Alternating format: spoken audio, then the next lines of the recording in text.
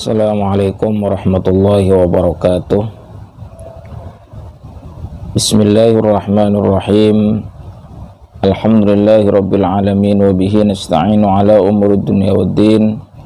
Wa sallallahu ala sayyidina Muhammadin khatamin nabiyyin wa alihi wa sahbihi ajma'in wa la hawla wa la quwwata illa billahil aliyyil azim. Amma ba'du, qalu subhanaka la ilma lana illa ma 'allamtana innaka antal alimul hakim. Rabbi shrah li sadri wa yassir li amri wahlul 'uqdatam min lisani yafqahu qawli waj'al li waziran min ahli. Alhamdulillah, bertemu kembali dengan channel kami Maksum Makki Channel di dalam rangka pembahasan kitab Safinatun Najah. Di pertemuan yang ke-11 ini, mudah-mudahan kita senantiasa mendapatkan rahmat, taufik, hidayah, serta mendapatkan keridhaan dan keberkahan dari Allah Subhanahu wa taala. Amin amin ya rabbal alamin. Tetap dukung channel ini dengan cara memberikan subscribe, like dan komen, sehingga channel ini kedepannya bisa lebih berkembang lagi. Dan terima kasih kepada para sahabat YouTube, para pemirsa yang telah bergabung dan menyimak pelajaran-pelajaran dari kitab Safinatun Najah ini. Mudah-mudahan menjadi ilmu yang bermanfaat.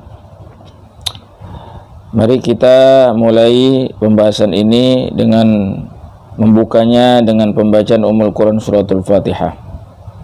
Ala hadhihi niyyah wa li kulli niyatin shalihah wa ila hadratin Nabil Mustafa Muhammadin sallallahu alaihi wasallam wa ala alihi wa azwajihi wa auladhihi wa dzurriyyatihi wa ahli baitil kiram ajma'in, khususan ila ruhi Salim bin Surum al-Hadrami wa ila ruhi Imam Nawawi bin Umar al-Jawi syai'ul lillahi wa lahum al-Fatihah. A'udzu billahi minasyaitonir rajim. Bismillahirrahmanirrahim. Alhamdulillahirabbil alamin arrahmanir rahim maliki yaumiddin.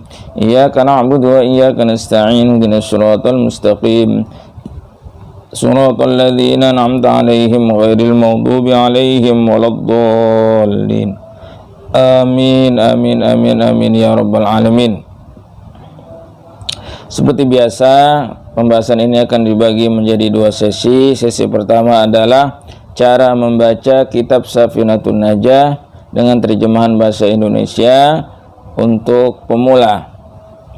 Yang kedua, atau sesi yang kedua adalah penjelasan dari yang kita baca tadi, yaitu di dalam kitab Kasyifatus Sajah, agar mendapatkan keterangan atau penjelasan yang lebih luas, sehingga kita dapat memahami apa yang kita baca dan mudah-mudahan menjadi ilmu yang bermanfaat buat kita dalam rangka beribadah kepada Allah Subhanahu wa taala.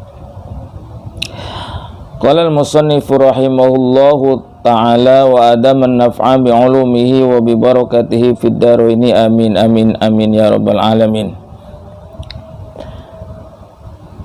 Bismillahirrahmanirrahim. Furudul ghusli isnani. Furudul ghusli isnani. Bermula segala fardu mandi itu dua. Bermula segala fardu mandi itu dua. An-niyatu, pertama niat. An-niyatu, pertama niat. Wa ta'mimul badani bil ma'i. Wa ta'mimul badani bil ma'i.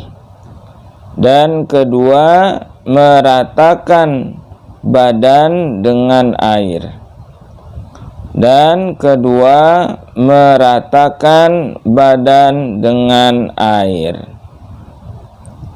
Nah, itulah para pemirsa, sahabat YouTube yang dirahmati Allah Subhanahu wa taala. Tadi kita sudah membacanya, dan mari kita masuk kepada sesi yang kedua, yaitu menjelaskan apa yang tadi kita baca, bahwa pada dasarnya rukun ya atau kefarduan daripada mandi ya, mandi yang di sini dimaksud adalah mandi hadas besar, menghilangkan hadas besar, itu ada dua ya, itu ada dua. Yang pertama adalah niat, dan yang kedua adalah meratakan badan dengan air. Nah, apa yang dimaksud dengan niat, apa yang dimaksud dengan meratakan badan dengan air? Mari terus ikuti pembahasan ini sampai selesai, sehingga kita dapat mempunyai pengetahuan yang luas, mempunyai pengetahuan yang utuh tentang apa yang dimaksud dengan yang kita baca tadi. Kembali lagi, jangan lupa di subscribe, like, dan komen ya. Bagi yang belum, silakan ya berikan dukungan kepada channel ini, karena insya Allah channel ini ataupun pembahasan ini sangat bermanfaat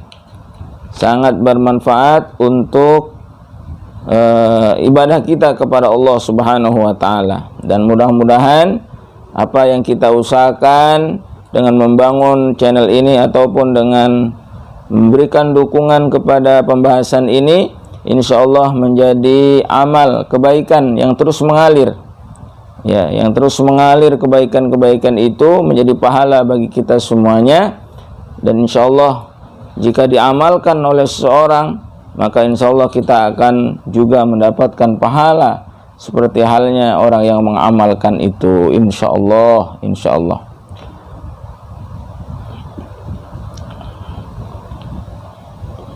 Furudul ghusli isnani. Bermula segala fardu mandi itu dua. Penjelasannya adalah faslun fil ghusli. Terdapat suatu fasal mengenai mandi. Mandi yang dimaksud di sini adalah mandi hadas besar. Furudul ghusli ay arkanuhu wajiban kanal ghuslu au manduban isnani. Fardu-fardunya mandi, ay arkanuhu yakni rukun-rukunnya, wajiban sebagai hal yang wajib, kanal ghuslu keadaan mandi itu, au manduban atau sebagai hal yang sunnah atau hal yang disunahkan, isnani itu ada dua.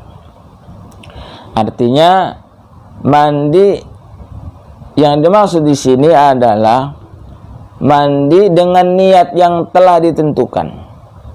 Bukan mandi hanya sekedar mandi, tetapi adalah mandi dengan niat yang telah ditentukan. Baik itu mandinya karena status mandinya itu adalah wajib, ataupun mandi dalam status mandinya itu sunnah. Artinya mandi wajib atau mandi sunnah. Tentu hal yang demikian itu mandinya adalah mandi yang disertai dengan niat tertentu.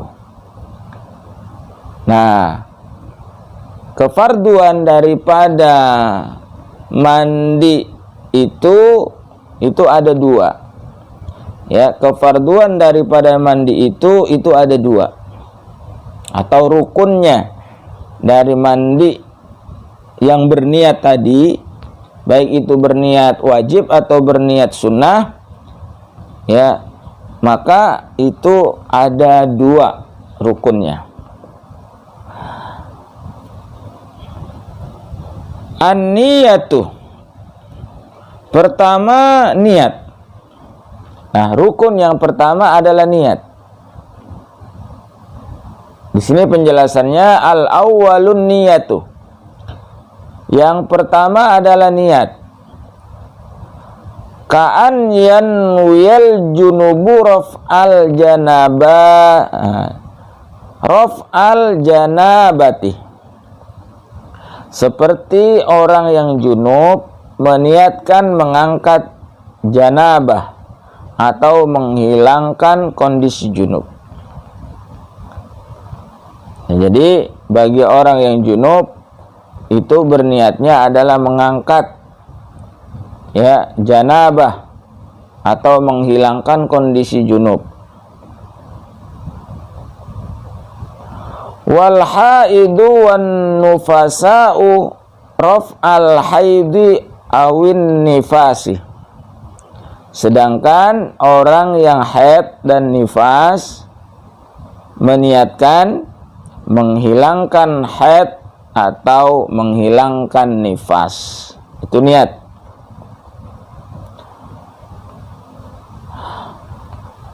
Au yanwiya kullun ada al-ghusli au fardihi au jibihi, atau masing-masing dari mereka itu meniatkan menunaikan mandi atau menunaikan kefarduan mandi atau menunaikan kewajiban mandi. Itu niat. Awil ghuslal wajiba awil ghusla lis-sholati, atau berniat menunaikan mandi yang diwajibkan ya, atau menunaikan mandi untuk sholat. Awil ghuslal wajiba awil ghusla lis-sholati,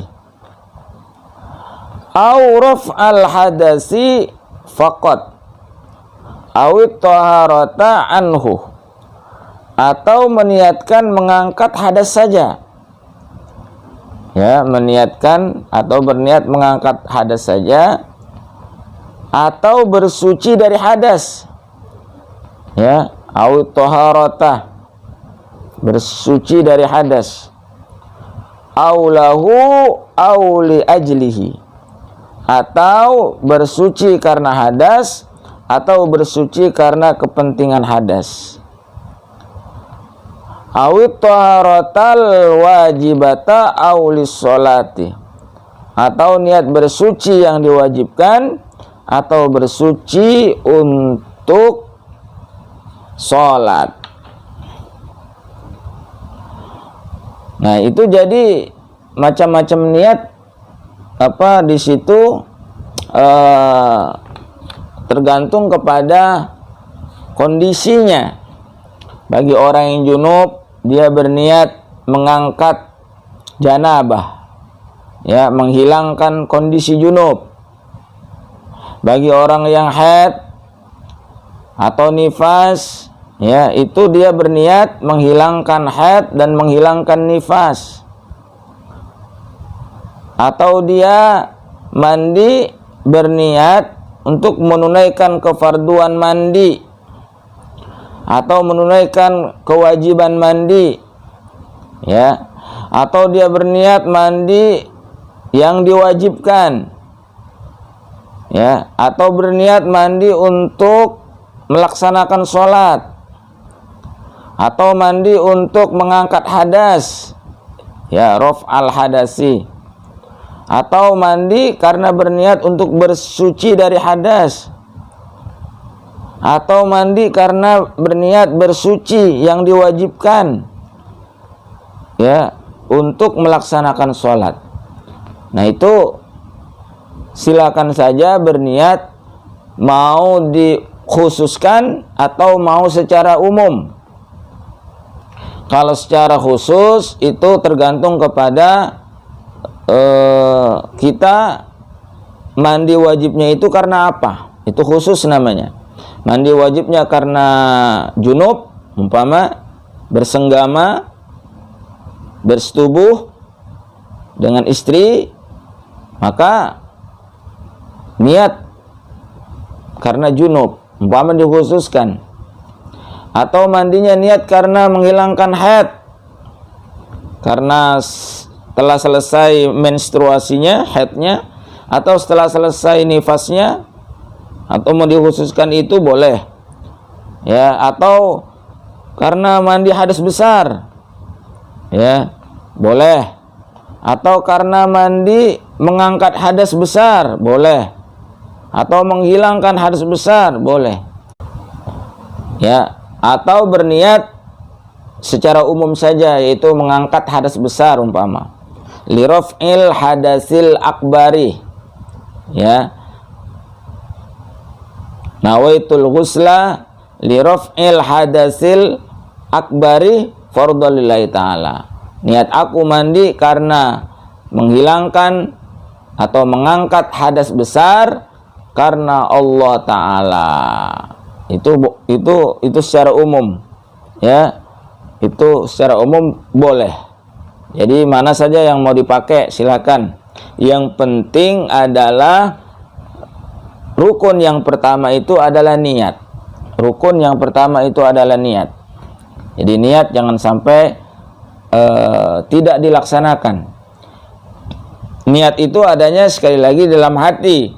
Sedangkan melafalkan niat menurut mazhab Imam Syafi'i itu adalah sunnah.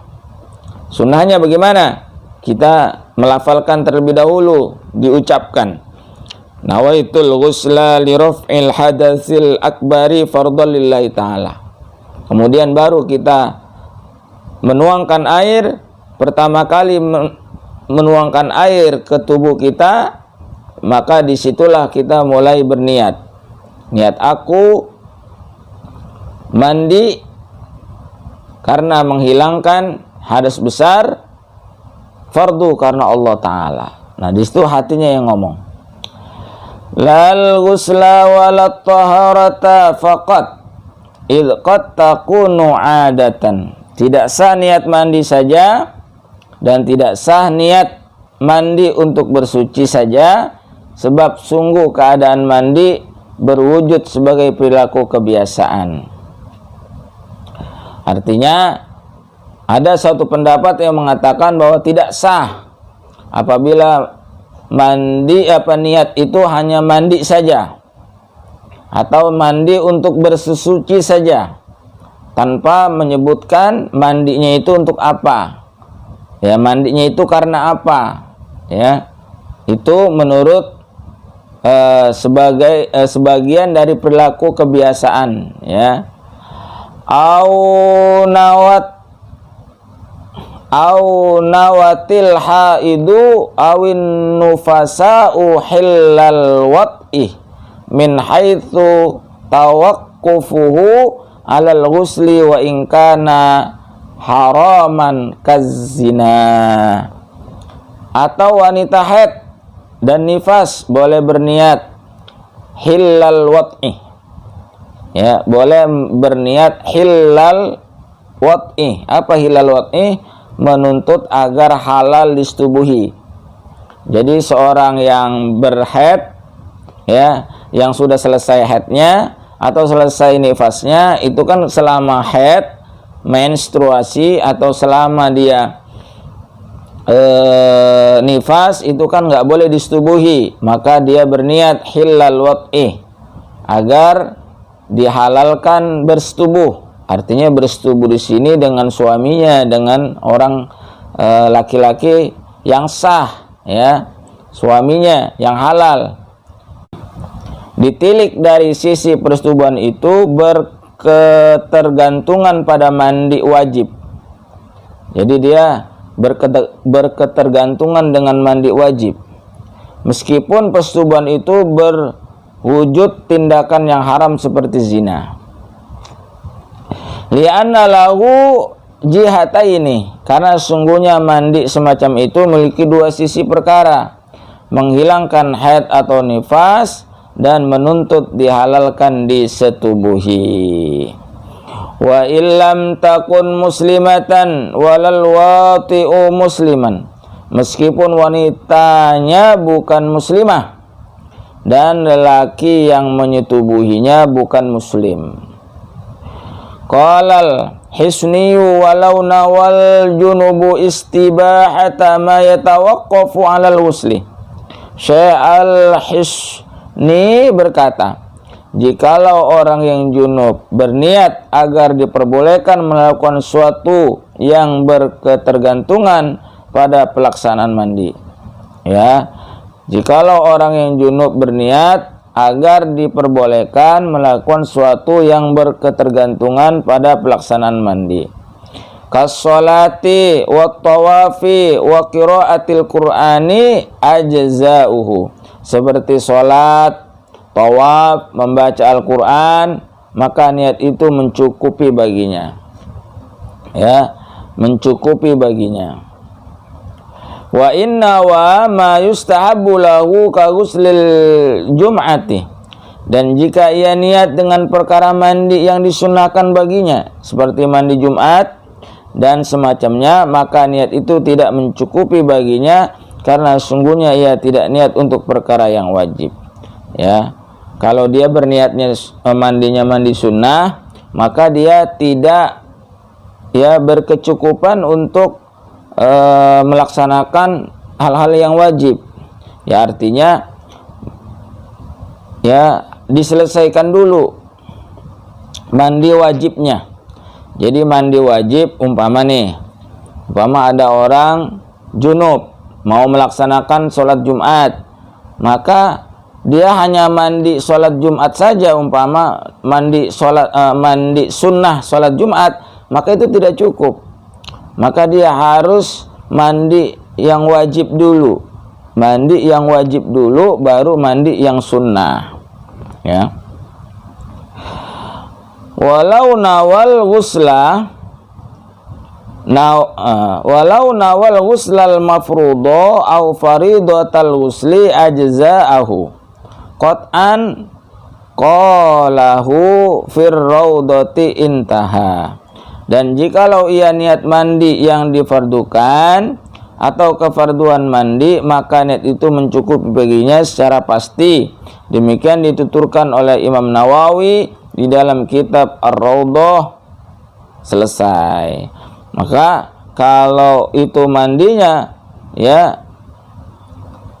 karena niat untuk mandi kefarduan, atau difardukan mandinya, maka hal yang tersebut dapat dicukupi. Itu untuk melaksanakan ibadah-ibadah yang sifatnya fardu. Ibadah yang sifatnya fardu dan ibadah-ibadah lainnya. Jadi intinya, jikalau kita ingin melaksanakan suatu ibadah secara keseluruhan, baik itu yang sunnah ataupun yang wajib, maka ketika kita berhadas besar, maka mandilah berniat dengan hadas besar, mengangkat hadas besar. Nah, setelah itu baru mandi yang sunnah, mandi sunnah yang lain. Karena kalau kita hanya mandi sunnah, tidak mandi wajib, ketika kita berhadas besar, maka itu tidak mencukupi. Nah, itu tidak mencukupi kata ulama. Jadi harus mandi wajib terlebih dahulu.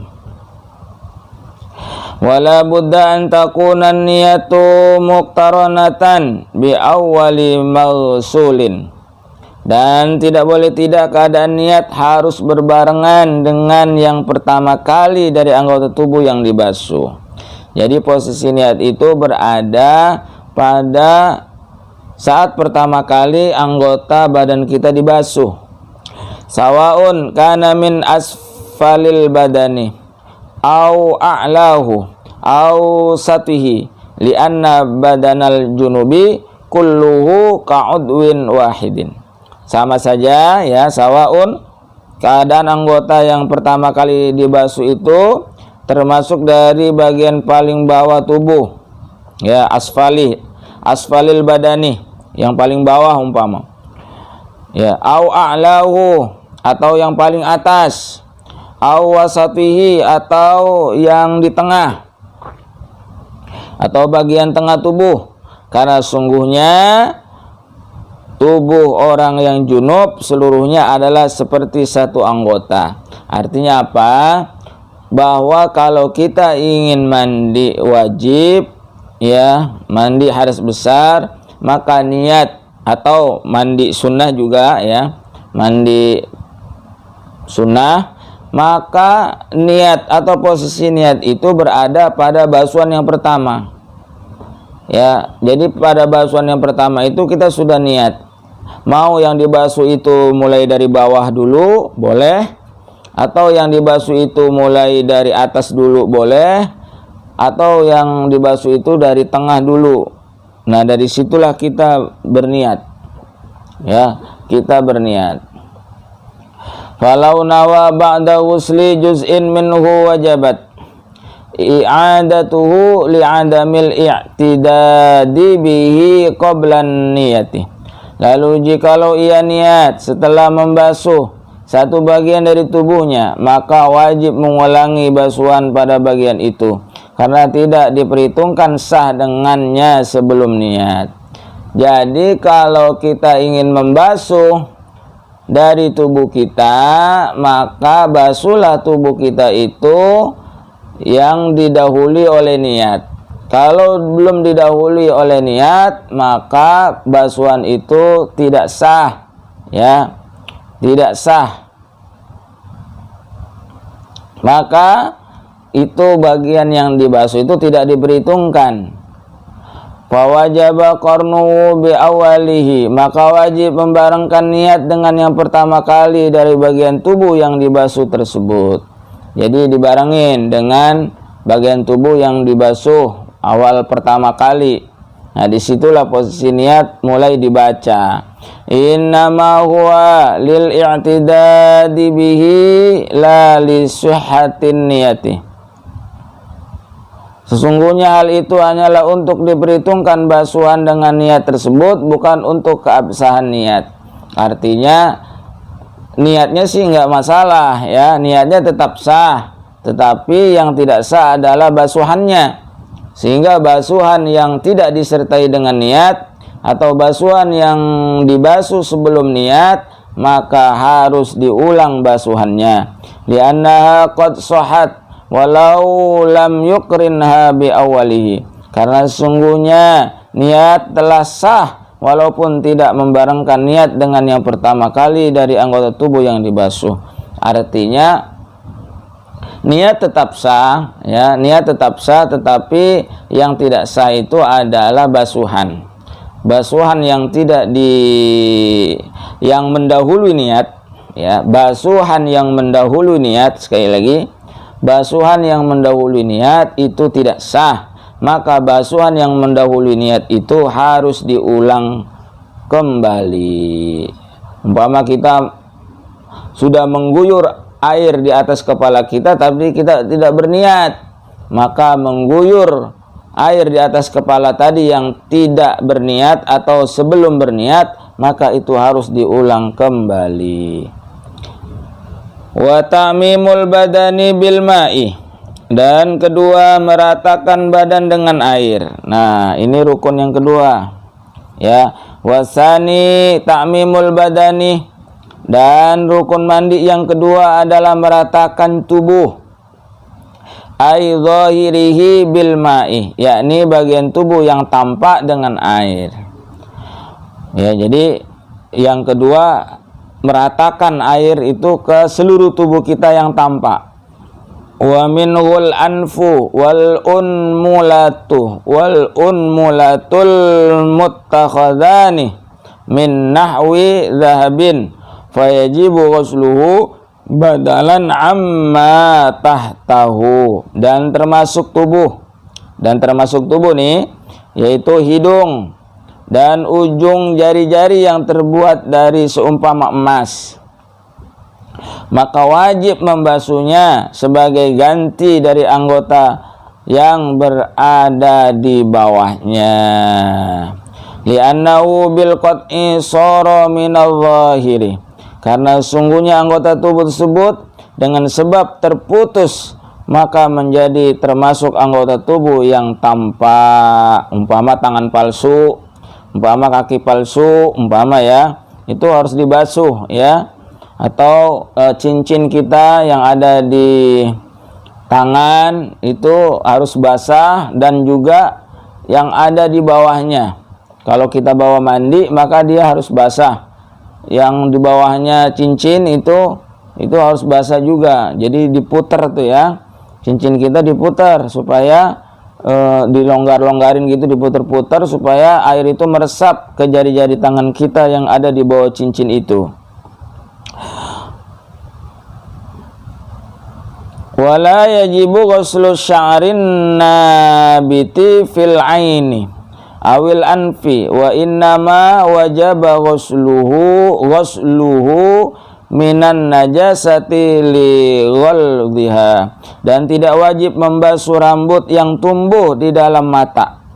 Ya, kalau yang di dalam-dalam itu tidak wajib, atau hidung ya, bulu hidung ya, itu yang di dalam sekali itu tidak wajib basah ya. Tapi kalau umpama sekiranya bisa terjangkau, maka itu lebih bagus. Dan sesungguhnya wajib hanyalah membasuh dari najis, karena beratnya masalah najis itu. Ya, seandainya ada najis di mata, di dalam mata, itu harus dibersihkan. Kalau di dalam hidung ada najis, maka harus dibersihkan. Tapi kalau rambut atau bulu yang ada di mata dan di hidung, sekiranya itu di dalam dan tidak terkena oleh air, maka itu tidak menjadi masalah, karena memang itu tidak diwajibkan.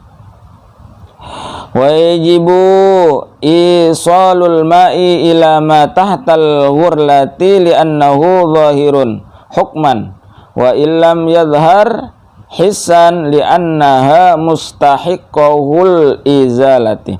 Dan wajib menyampaikan air ke anggota tubuh yang berada di bawah kulit yang belum dihitan, karena sungguhnya anggota tubuh itu termasuk bagian yang tampak secara hukum fikih meskipun tidak nampak secara indrawi, karena sungguhnya kulub adalah suatu yang harus dihilangkan.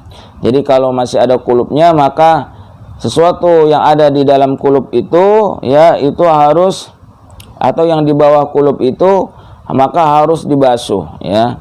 Umpama ada orang sudah dewasa tidak dihitan ya, maka dia ketika mandi air besar, maka dia harus dibasuh dalamnya atau bagian bawahnya dari kulub itu. Wa min sama law azalaha syakhsun fala dhamana alaihi.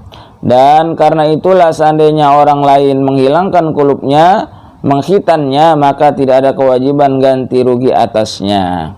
Walau lam yumkin ghuslu ma tahtaha illa bi izalatiha wajabat. Dan seandainya tidak memungkinkan membasuh anggota tubuh yang ada di bawah kulub kecuali dengan menghilangkannya, maka wajib menghilangkan kulub itu, artinya dikhitan ya, maka dia wajib dihitan. Kalau dia nggak bisa membasuh sampai ke dalam kulub ya, itu wajib dihitan. Fa in tu'adzirat shalla kafaqidit tahuraini wa hadza fil hayy. Lalu jika terkendala, maka ia sholat seperti sholatnya orang yang tidak menemukan dua alat bersuci, yakni air dan debu. Dan ketentuan ini bagi orang yang hidup. Wa ammal mayyitu fahaitsu lam yumkin ghuslu ma tahtaha la tuzalu. Adapun orang yang meninggal, maka sekiranya tidak memungkinkan membasuh anggota tubuh yang ada di bawah kulub, maka tidak perlu dihilangkan kulubnya.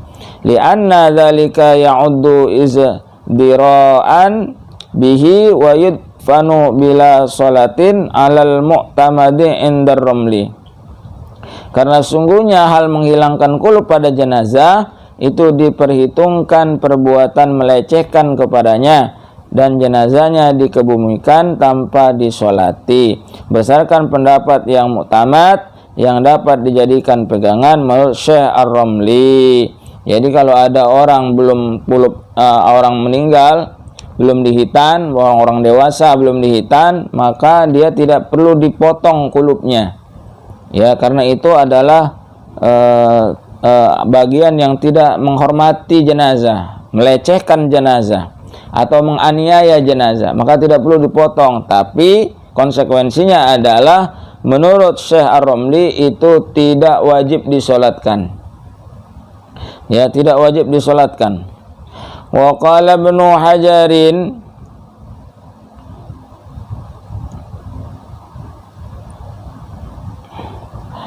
Wa qala Ibnu Hajarin yammamu amma tahtaha wa yusalla alaihi lid-darurati. Namun Syekh Ibnu Hajar Syekh Ibnu Hajar Al-Asqalani berkata, mesti dilakukan tayammum untuk anggota tubuh yang ada di bawah kulub dan disolati atas jenazah karena darurat. Nah, bagaimana jalan keluarnya bagi seorang dewasa yang meninggal atau jenazah dewasa yang belum dihitan, karena itu kulubnya susah kemasukan air dan tidak boleh dipotong, maka digantikan menurut Ibnu Hajar dengan tayamum. Nah, digantikan dengan tayamum, maka setelah itu disolatkan jenazah itu. Qalal Baijuriyu wala ba'sa bi taqlidihi fi hadhil mas'alati sitron 'alal mayyiti. Syekh Al-Baijuri berkata, tidak apa-apa, boleh dan sah untuk mengikuti pendapat Syekh Ibnu Hajar dalam masalah ini karena menutupi aib atas jenazah. Jadi dua pendapat nih, Ibnu Hajar dan Al-Baijuri. Syekh Al-Baijuri itu membolehkan, artinya tetap boleh disolatkan, namun dia ditayamumkan si jenazah itu. Wa yajibu isalul ma'i ila batinis sya'ri walau kathifan, lakin yutasamahu bi batinil uqadil lati lam yasilil ma'u ilaiha idza ta'aqqada sya'ru bi nafsihi sawa'un kana qalilan aw kasiran. Dan wajib menyampaikan air sampai ke bagian dalam rambut walaupun rambut itu tebal, akan tetapi ditolilir untuk bagian dalam rambut yang ikal atau gimbal, yang air tidak sampai ke sana apabila rambut itu menjadi gimbal dengan sendirinya. Artinya rambut itu gimbal dengan sendirinya, bukan dibuat-buat.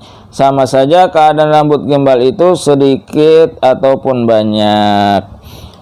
Jadi kalau rambut yang gimbal itu boleh tidak terkena oleh air, artinya sampai ke dalam-dalam, boleh. Hanya di luarnya saja. Tapi gimbalnya itu karena gimbal alami, bukan karena dibuat-buat, Fa in ta'aqada bi fi'li fa'ilin ufiya 'anil qalili urfan. Lalu jika rambutnya mengambil dengan sebab perbuatan orang yang melakukannya, lalu jika rambutnya menggimbal dengan sebab perbuatan orang yang melakukannya, maka ditolerir untuk gimbal rambut yang sedikit menurut keumuman. Kalau dibuat-buat, kalau dia sedikit boleh, tapi kalau dia banyak maka tidak boleh. Wa yu'fa an mahalli tabu'in asura zawaluhu aw hasalat lahu muslatun ay uqubatun bi izalati ma alaihi minasy'ari. Dan ditolilir tidak perlu tidak perlu sampainya air dari tempat yang alami yang sulit menghilangkannya atau akan beroleh padanya rasa sakit, yakni tersiksa dengan sebab menghilangkan rambut atau bulu yang ada di atasnya. Wala yuhtaju litayammumi an mahallihi, dan tidak diperlukan untuk ditayamumkan bagi tempat tersebut. Artinya jikalau itu air tidak bisa masuk kepada kulit atau rambut yang gimbal ataupun bulu-bulu yang ada di atasnya, dan itu kalau seandainya umpama dipaksakan itu akan terasa sakit, maka itu ditolerir atau dimaafkan dan tidak perlu ditayamumkan karena hal tersebut, tidak perlu tayamum. Wa yajibu naqdut dhafairi illam yasilil ma'u ila batiniha illa bin naqdi. dan wajib menguraikan jalinan-jalinan rambut jika air tidak bisa sampai ke bagian dalamnya kecuali dengan mengurainya. Artinya kalau umpama air itu tidak bisa masuk kepada kulit atau kepada rambut yang ada di dalamnya, maka wajib diurai. Maka wajib diurai ya, diurai, disisir umpama supaya jalannya air itu kepada rambut itu basah semua ya, basah semua. Jadi intinya adalah dari dua rukun ini bahwa rukun yang pertama adalah niat. Ya, rukun yang pertama adalah niat. Niat itu dikerjakan pada saat basuhan pertama pada badan, baik itu mulai dari bawah atau mulai dari atas atau mulai dari tengah. Yang penting pertama kalinya air itu menyentuh badan, maka disitulah kita mulai berniat. Dan niat itu boleh ada yang khusus, boleh ada yang umum. Ya, terserah mau pakai yang khusus atau mau pakai yang umum, secara umum. Kemudian yang kedua ada meratakan badan kita dengan air seluruhnya, semuanya basah, mulai dari ujung rambut sampai ujung kaki. Pada intinya seperti itu, sampai kepada sela-sela, kepada sampai lubang-lubang yang nampak, lempitan-lempitan, ya, semua itu terbasahi oleh air. Ya, terbasahi oleh air. Nah, di sini ada tambahan ya sebagai pelengkap ya, tatimmatun wa sunanuhu sab'ata asyara. Sunnah-sunnahnya mandi itu ada 17. Sunnah-sunnahnya mandi itu ada 17. Yang pertama nih sunnahnya mandi, at-tasmiyatuh, yaitu membaca basmalah. Tasmiyah, membaca basmalah, membaca bismillahirrahmanirrahim, itu sunnah. Wa ghuslul adza sawaun kana tahiran kamani wa mukhati au najisan kawadiin wa madin. Mencuci kotoran, wa ghuslul adza, yaitu mencuci kotoran. Kotoran, najis, semuanya dicuci. Ya, sama saja keadaan kotoran itu benda suci seperti air mani. Seperti air mani ya, air mani walaupun suci itu tetap dibersihkan. Ingus ya, ingus, kemudian benda-benda najis seperti wadi dan mazi yang menempel di kelamin kita itu semuanya dibersihkan. Pokoknya semua kotoran-kotoran najis-najis semua dibersihkan. Ya, fala yasihu ma'a baqaiha lihailu latiha bainal udwi wal ma'i. Maka mandi tidak sah dengan disertai masih tetap ada najis tersebut, karena najis itu membuat terhalang antara anggota tubuh dan air. Artinya kalau najis itu masih menempel, maka dia tidak masuk kepada anggota tubuh kita, maka dia wajib dibersihkan. Termasuk juga ya di sini yang mencegah akan masuknya air kepada kulit, semua dibersihkan. Seperti umpama di tubuh kita menempel apa? Menempel lem, menempel getah, menempel kerak nasi ya yang mengeras, kemudian lakban, kemudian solatip ya. Kemudian yang plastik-plastik ya yang menempel ke kulit.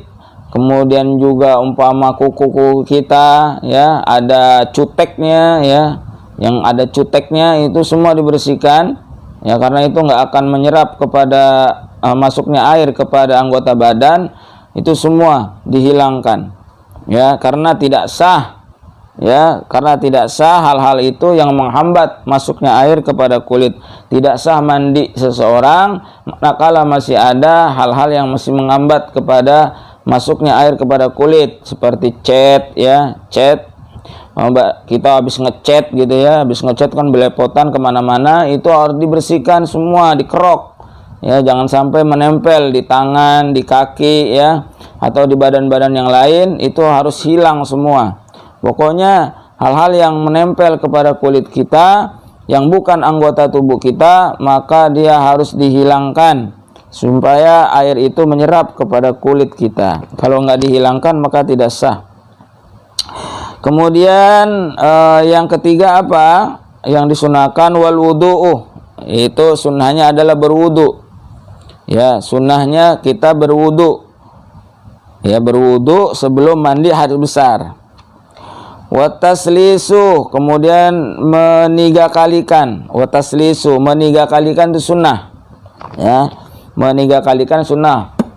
Mengguyur anggota badan kita dari kanan umpama 3 kali itu sunnah, kemudian yang tengah 3 kali itu sunnah, yang kiri dari anggota badan kita yang diguyur 3 kali itu sunnah. Ya, menigakalikan itu sunnah. Lalu yang kelima, wa takhlilul lisya'ri wal asabi'i bil ma'i qabla ifadatihi. Menyela-nyela rambut dan jari-jari jemari dengan air sebelum mengucurkan air. Ya, menyela-nyela rambut artinya rambut kita sisir terlebih dahulu, umpama kita sela-sela dengan jari-jari kita sebelum mengucurkan air kepada anggota tubuh itu. Kemudian tangan kita juga ya semuanya ya menyela-nyela itu sunnah. Wal bida'atu bisyikil aymani wa bi'a'la badanihi. Memulai dengan sisi kanan dan paling atas tubuhnya. Ya, memulainya dengan sisi kanan dan yang paling atas dari tubuh kita. Ya, artinya dari kepala. Jadi sunnahnya itu mulai dari kepala, walaupun boleh membasuh itu dari mana saja. Mulai dari bawah boleh, dari tengah boleh, dari atas boleh, tapi yang disunahkan itu dari atas. Dari guyuran pertama itu dari atas. Ya, dari atas kepala kita yang paling kanan. Yang paling kanan yang disunahkan. Jadi guyurlah anggota tubuh kita dari sisi yang kanan dulu.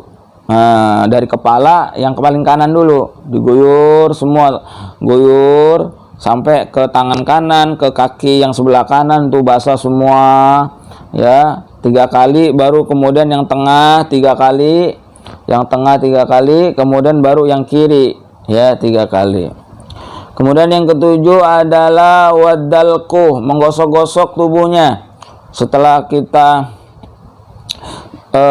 meratakan air lalu kita gosok-gosok, itu sunnah.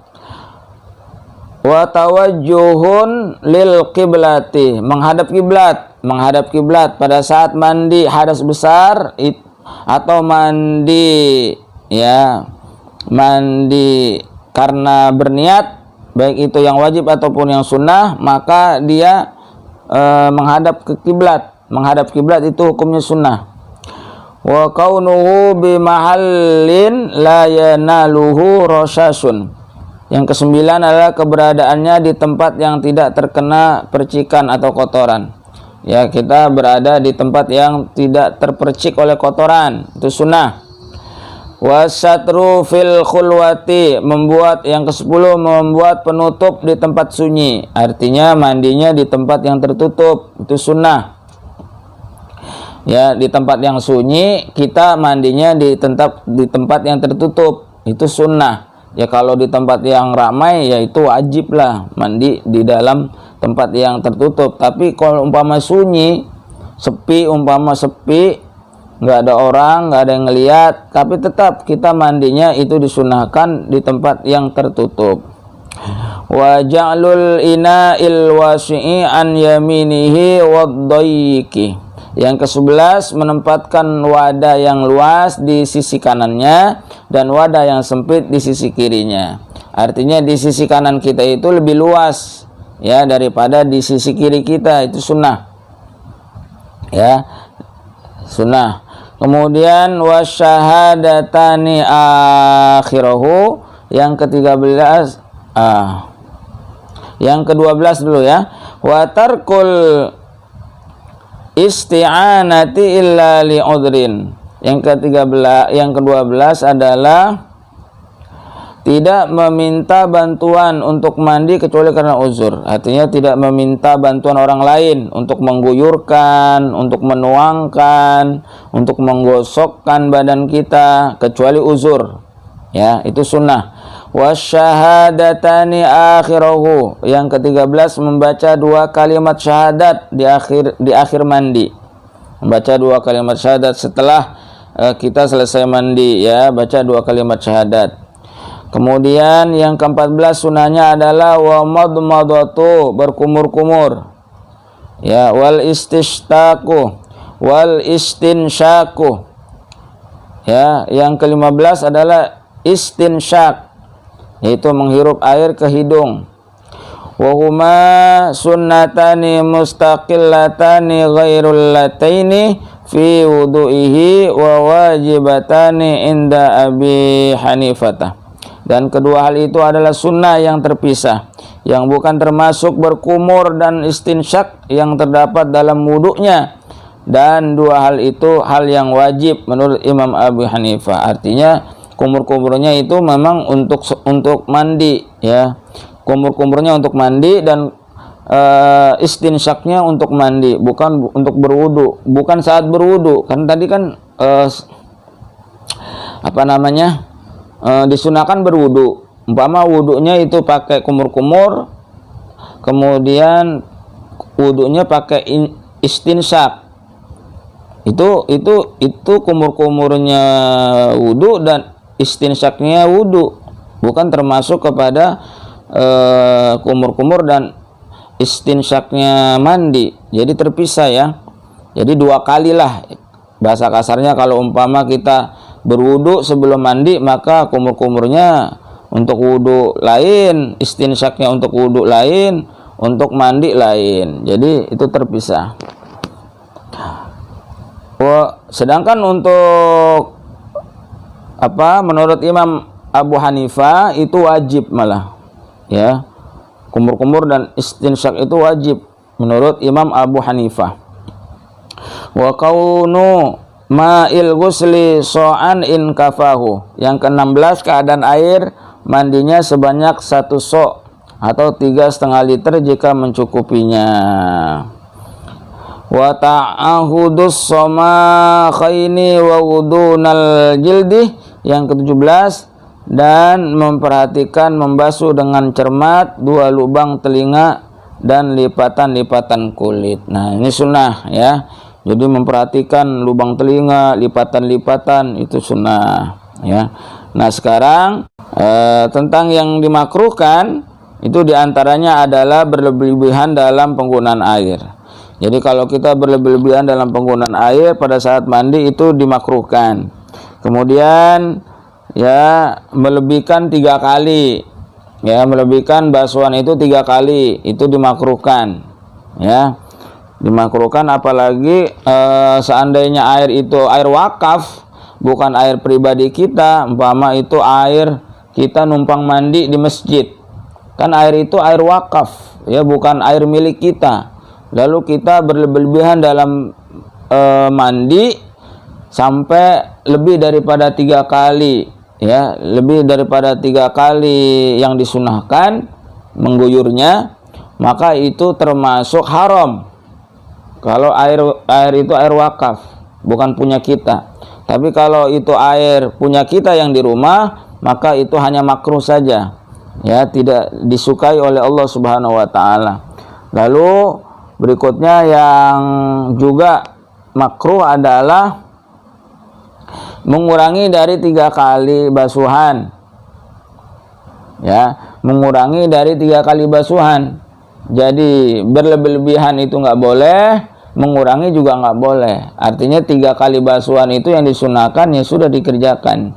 Nah, kalau dia mengurangi dari itu, maka itu juga makruh. Berlebihan dari itu, melebihi dari 3 kali juga makruh, ya. Jadi itulah kemakruhan yang ada dalam pada saat kita mandi wajib, ya, atau mandi sunnah. Maka itulah penjelasan yang dapat disampaikan, ya.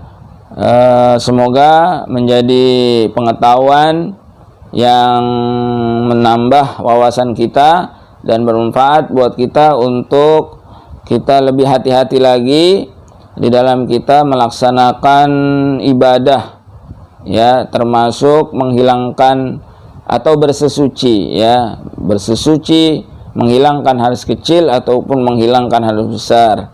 Ya, jadi kita lebih memahaminya lagi. Mudah-mudahan ibadah kita lebih sempurna lagi. Dengan hal yang demikian kita mengharapkan ibadah kita diterima oleh Allah Subhanahu wa taala. Amin amin ya rabbal alamin. Terima kasih kepada para pemirsa dan sahabat YouTube yang menyimak acara ini, kemudian mendukung acara ini dengan subscribe, dengan like dan komen. Mudah-mudahan menjadi amal jariah, amal kebaikan kita yang terus mengalir dengan mendukung channel ini, bermanfaat bagi orang lain, kemudian diamalkan, insya Allah pahalanya sama seperti halnya orang yang mengerjakannya, insya Allah. Amin amin ya rabbal alamin. Mohon maaf apabila ada khilafan dan kekurangan. Apabila ada khilafan dan kekurangan itu atas kebodohan dan kedhaifan, kelemahan al-fakir. Kesempurnaan hanya milik Allah Subhanahu wa taala. Wallahu a'lam bissawab. Ihdinas siratal mustaqim. Wallahul muwaffiq ila aqwamit thoriq. Wassalamualaikum warahmatullahi wabarakatuh.